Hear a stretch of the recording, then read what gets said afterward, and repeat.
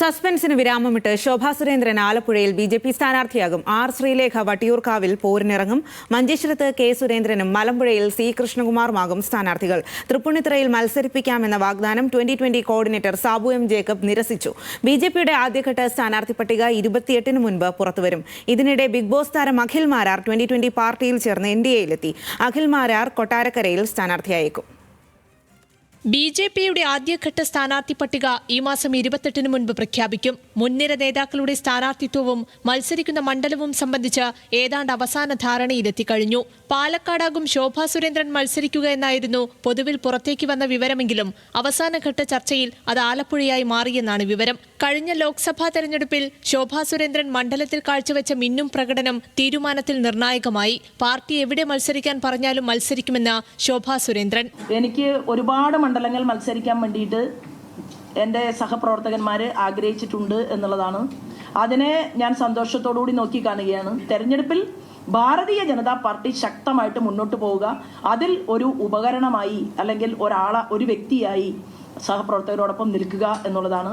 കേരളത്തിൽ വലിയ ഒരു മാറ്റത്തിന് അടുത്ത നിയമസഭാ തെരഞ്ഞെടുപ്പ് വേദിയൊരുക്കും എന്നാണ് ഞങ്ങൾ പ്രതീക്ഷിക്കുന്നത്.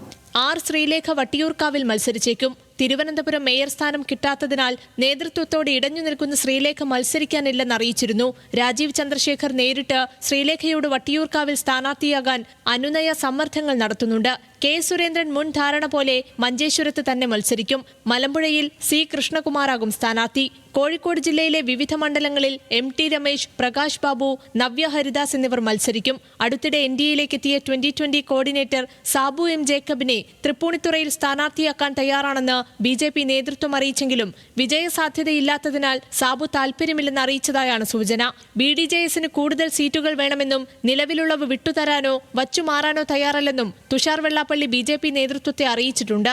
BDJSുമായുള്ള സീറ്റ് ചർച്ചയും 3 ആഴ്ചയ്ക്കകം പൂർത്തിയാക്കാനാകുമെന്നാണ് BJP നേതൃത്വത്തിന്റെ കണക്കുകൂട്ടൽ. അതിനിടെ ബിഗ് ബോസ് താരം അഖിൽ മാരാർ 2020ൽ ചേർന്നു. അഖിൽ കൊട്ടാരക്കരയിൽ NDA സ്ഥാനാർത്ഥിയായേക്കും. നിയമസഭാ തെരഞ്ഞെടുപ്പിൽ അഖിൽ മാരാർ 2020യുടെ സ്ഥാനാർത്ഥിയായിരിക്കും.